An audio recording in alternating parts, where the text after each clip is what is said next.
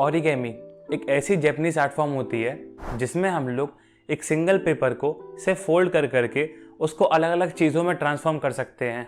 And as a normal Indian kid मुझे origami के नाम पे सिर्फ दो ही चीज़ें आती हैं, पहला ये पेपर प्लेन, दूसरा ये बोट।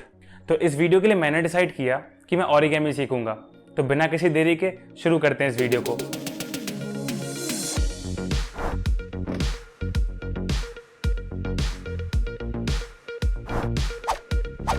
तो मैं गूगल पे गया और वहाँ से मैंने ओरिगेमी के बारे में थोड़ा बहुत सर्च किया और सर्च करने के बाद मैंने अपने लिए एक 10 ओरिगेमी आइटम्स की लिस्ट प्रिपेयर की जो कि बिल्कुल बिगिनर टू एडवांस लेवल थी, जिसमें सबसे लास्ट में मैंने ये पेपर ड्रैगन रखा। तो मेरा प्लान सिंपल था, मैं इन पूरे ओरिगेमी आइटम्स को बनाने का अटेम्प्ट करने वाला था। और प्लान रेडी करने के बाद मैं मार्केट गया और वहाँ से मैंने बहुत सारे कलर्ड पेपर बाय किए। तो पेपर लेने के बाद मैंने ओरिगेमी को बिल्कुल बेसिक से सीखना स्टार्ट किया। अब देखो, ओरिगेमी स्ट्रक्चर्स को बनाने के लिए हमें सबसे पहले ओरिगेमी डायग्राम के बारे में समझना होगा। अब बेसिकली ओरिगेमी डायग्राम एक पिक्टोरियल गाइड होती है जिसको हम लोग स्टेप बाय स्टेप फॉलो करके ओरिगेमी स्ट्रक्चर्स बना सकते हैं। लेकिन इन डायग्राम्स में बहुत सारे लाइंस और सिंबल्स होते हैं जिनका मतलब मुझे स्टार्टिंग में नहीं पता था। तो इसलिए मैंने इस PDF के थ्रू सबसे पहले इन लाइंस और सिंबल्स का मतलब समझा और ये सीखने के बाद मैंने शुरुआत की अपने सबसे पहले ओरिगेमी आइटम बनाने के साथ, जो कि था ये क्रेन। तो मैंने पेपर उठाया और ब्राउज़र में क्रेन का ओरिगेमी डायग्राम खोला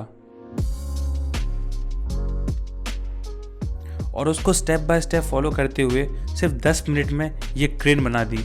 एंड क्योंकि ये मेरा पहला ट्राई था, इस वजह से मैं अपने रिजल्ट्स के साथ बहुत हैप्पी था।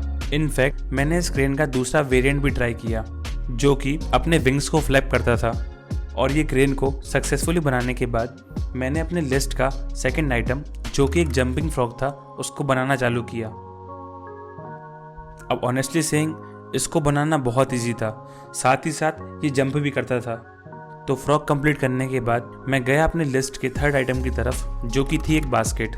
अब सही बताऊं तो इस बास्केट को बनाना मुश्किल नहीं था, पर इसकी प्रोसेस बहुत टाइम कंज्यूमिंग थी क्योंकि इस बास्केट में 2 पेपर यूज हुए थे। इस वजह से इसमें बहुत सारे फोल्ड थे। लेकिन मैंने ट्यूटोरियल फॉलो करते करते इस बास्केट को कंप्लीट कर दिया। और बास्केट कंप्लीट करने के बाद मैं गया अपने अगले आइटम की तरफ, जो कि था एक टर्टल। अब ऑनेस्टली सेइंग यहाँ से चीज़ें थोड़ा एडवांस होना चालू हुई क्योंकि इस टर्टल में थोड़े बहुत कॉम्प्लेक्स फोल्ड थे जिनको करने में मुझे शुरुआत में प्रॉब्लम हुई। लेकिन मैंने स्लोली ट्यूटोरियल को फॉलो करते हुए इस टर्टल को कंप्लीट कर लिया। और टर्टल कंप्लीट करने के बाद मैंने सोचा कि डे फर्स्ट के हिसाब से इतने आइटम सफिशिएंट हैं, तो मैंने उस दिन के लिए ब्रेक ले लिया। और नेक्स्ट डे मैंने शुरुआत करी अपने अगले स्ट्रक्चर के साथ, जो कि था एक रैबिट। तो मैंने पेपर उठाया और उसको धीरे धीरे फोल्ड करते करते रैबिट बनाना चालू किया। अब सही बताऊं तो रैबिट टर्टल से 2 टाइम्स ज़्यादा डिफ़िकल्ट था क्योंकि इसमें बहुत ही सारे कॉम्प्लेक्स और स्मॉल फोल्ड थे और इस वजह से मुझे बहुत ही स्लोली फोल्ड करना पड़ रहा था। और यही टिप मैं आप लोगों को दूंगा क्योंकि origami is all about patience. हमें बहुत ही केयर के साथ पेपर को हैंडल करना पड़ता है। So go as slow as you can. And इसी को फॉलो करते हुए मैंने 40 मिनट में ये रैबिट कंप्लीट कर दिया। एंड ट्रस्ट मी, रिजल्ट के साथ मैं बहुत ज़्यादा हैप्पी था। इनफैक्ट मैं ओरिगेमी की प्रोसेस को बहुत ज़्यादा एंजॉय भी कर रहा था। और रैबिट के बाद मैंने नेक्स्ट आइटम, जो कि एक बटरफ्लाई था, उसको बनाना स्टार्ट किया और मैंने इजीली इसको ख़त्म कर लिया। और इसके बाद मैं अपने नेक्स्ट आइटम, जो कि एक डायनासोर था, उसकी तरफ गया और इसको भी मैंने बटरफ्लाई की तरह ही बहुत इजीली कंप्लीट कर लिया। और इतने आइटम बनाने के बाद मैंने उस दिन का ब्रेक लिया और नेक्स्ट डे मैंने शुरुआत करी एक हॉर्स बनाने के साथ। तो मैंने पेपर उठाया और उसको स्लोली फोल्ड करना चालू किया। अब यहाँ से चीज़ें बहुत ही ज़्यादा कॉम्प्लेक्स होना चालू हो गई क्योंकि जहाँ एक क्रेन में सिर्फ 10 फोल्ड्स थे, वहीं मैंने इस हॉर्स में हंड्रेड्स ऑफ फोल्ड किए और ये सब कुछ बहुत सारा टाइम भी ले रहा था। बट 1 घंटे की लगातार मेहनत के बाद मैंने फाइनली ये हॉर्स कंप्लीट किया और उस हॉर्स को देख के मैं खुद सरप्राइज था कि कैसे मैंने एक सिंगल पेपर को सिर्फ फोल्ड कर करके ये पूरा हॉर्स बना दिया। और हॉर्स बनाने के बाद मैंने अपनी लिस्ट का सेकंड लास्ट आइटम जो कि एक बैट था, इसको बनाना चालू किया।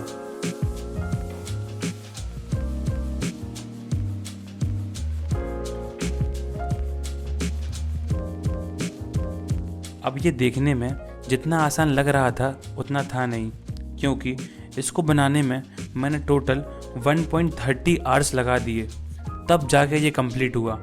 और हॉर्स के बाद मैं गया अपनी लिस्ट के सबसे लास्ट आइटम की तरफ, जो कि था ये ड्रैगन। तो मैंने एज़ यूजुअल पेपर उठाया और उसको फोल्ड करना चालू किया।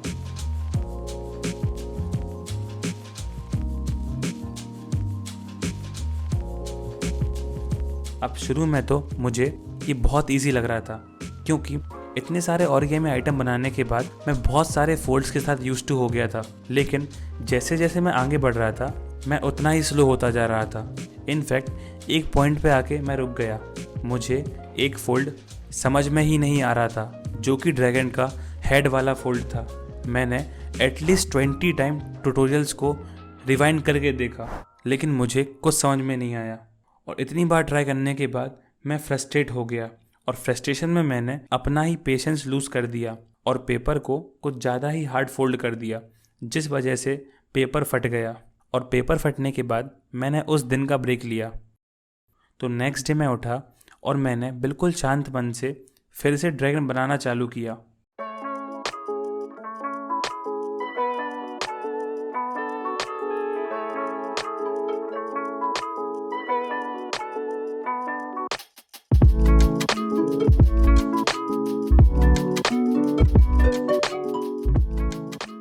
चीज़ें बिल्कुल सही जा रही थी, तभी मैं फिर से उस हेड वाले फोल्ड पे आ गया जिसमें मुझे लास्ट टाइम प्रॉब्लम हुई थी। तो इस बार मैंने बहुत ही आराम से स्टेप बाय स्टेप फोल्ड को फॉलो किया और सरप्राइजिंगली हेड वाला फोल्ड फर्स्ट टाइम में कंप्लीट कर लिया। और इस फोल्ड के बाद मैं बहुत हैप्पी था, तो मैंने जल्दी जल्दी पूरे ड्रैगन को कंप्लीट किया।